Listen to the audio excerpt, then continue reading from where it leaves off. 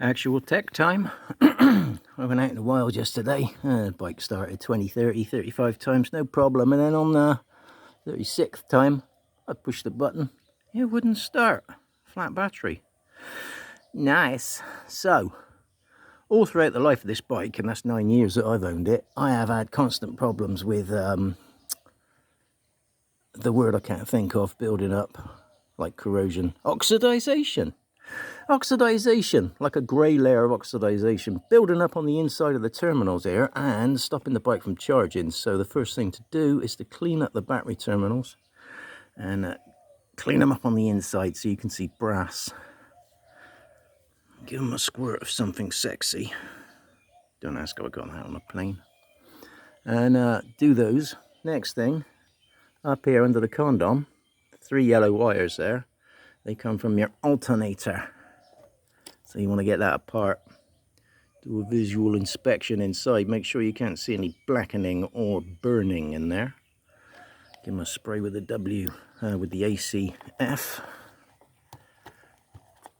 To clean the plug, I normally undo it, do it up, undo it, do it up, undo it, do it up. I kind of like get it to scratch itself clean because there's no other way to get in there really. I've also run a ohms meter check on each side of the alternator, and they all seem to be okay. So that means we've got to go over the other side now. Side note, I bought this off AliExpress. I can't remember the name of the company, but I thoroughly recommend you do not buy from them. I mean, it's just absolute junk. But I digress. Right, another good old favourite is this earthing point here. Not only clean the earthing point, but it bolts to this bracket, which then bolts to the frame.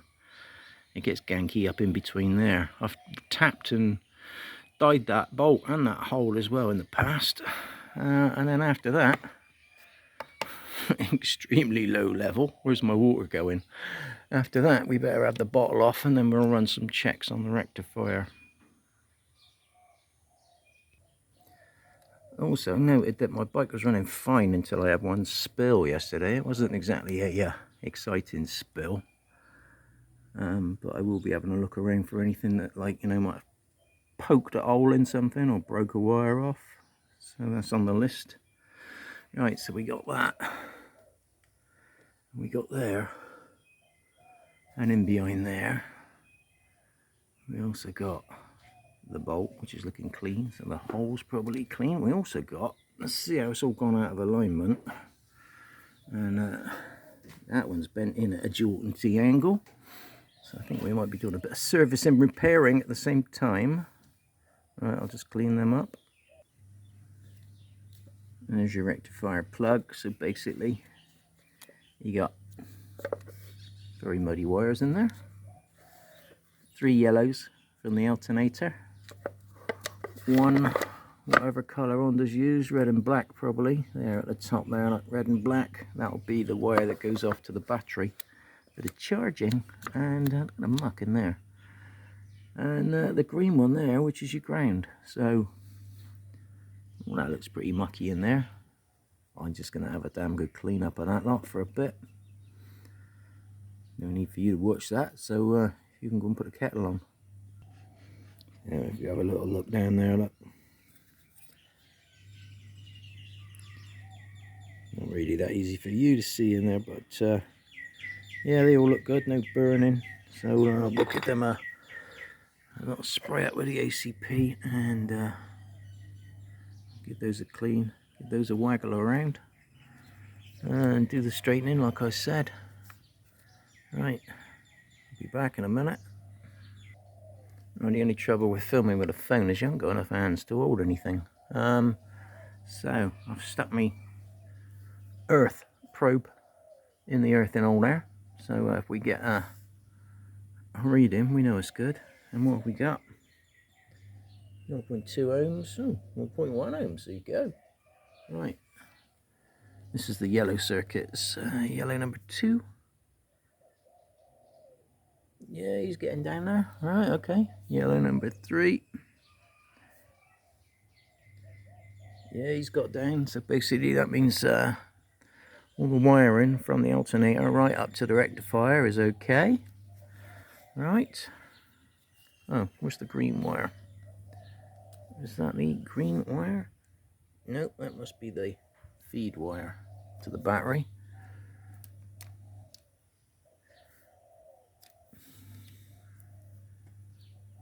Oh, haha, silly boy. Right. I've also got no reading on there, but that's quite probably because it earths through there, doesn't it, you cleg nut? Right, okay. Let's get on with the show.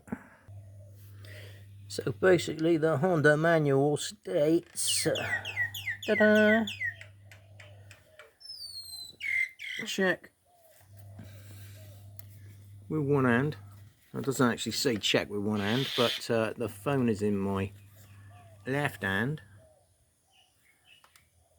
I'm selecting 20 volts. Right, check battery voltage, and we've got 12.99 because I charged the battery last night, so that's right. And then check the resistance. Le resistance between yellows and yellows. It should be 0.1. Of course, I'm just throwing the camera around willy-nilly. Fantastic video, huh? Right. There. Now, I can get both the probes in. And you. Well, I did have a reading and then I lost it. Right, so I got 0.1 on that one.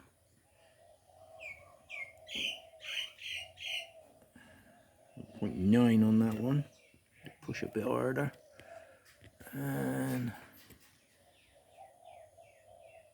0.7 on that one. 0.8 on that one. You're not actually watching anything, and I'm actually looking down at the ohms meter. But you'll have to follow with what I was doing there. So basically it says if you've done all those checks and it's still dead, bung on a new one. Well done, Honda. And they don't actually give you, oops, no, they don't give you any way to check the rectifier, and I do believe I did try to check my XR one, and because of the way it's wired up with diodes and all that, like, you can't really get any readings off of it. You need a special thing to get a reading off of it. So there you go. It's still below all its, oh actually it's 9:14 in the morning now, so I can make some noise. So I'll fire it up now and see what kind of voltage it's putting out. And then, that dead one over there has got parts. So I might start doing the switcheroo. Later then.